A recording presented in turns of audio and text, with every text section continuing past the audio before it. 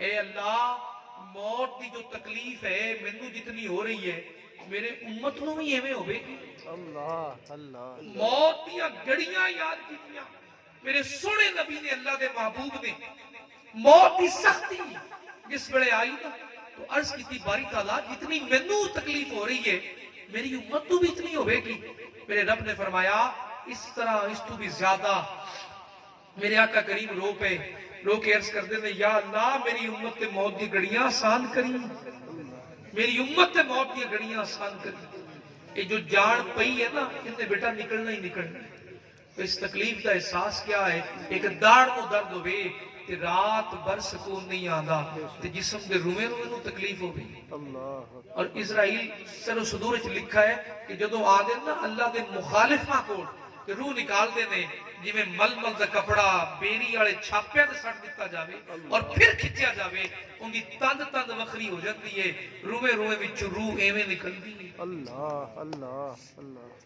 اور جدوں ان دے خالص بندے کول آ دے پیار کرنے والے بندے ان دی محبت والے بندے کول آ دے اللہ دے عاشقاں کول آ دے ادوں ایویں شکل و صورت ہوندی ہے یا کسی ولی دی شکل وچ آندے نے یا کسی نبی دی شکل وچ آندے نے۔ اور سرکار والیاں نوں کتنی شان ملی سنیے ذرا، میرے نبی نے فرمایا میرے مومناں دیاں قبراں جنت دے باغاں وچوں باغ ہون گی۔ سبحان اللہ۔ میرے نال محبت کرنے والے ایمان والے دیاں قبراں، ذرا بولیے کنہاں دی قبراں؟ ایمان والے جی بولیے ایمان والے دے ایمان والے دی قبراں جنت دے باغاں وچوں باغاں وچوں باغ۔ لوگ بڑے حیران ہوندے نے انہوں یار موت دا ڈر ہی نہیں آ، ان دے چہرے تے مسکراہٹ آئی، وہ تو مرن لگیا پریشان ہی نہیں آ۔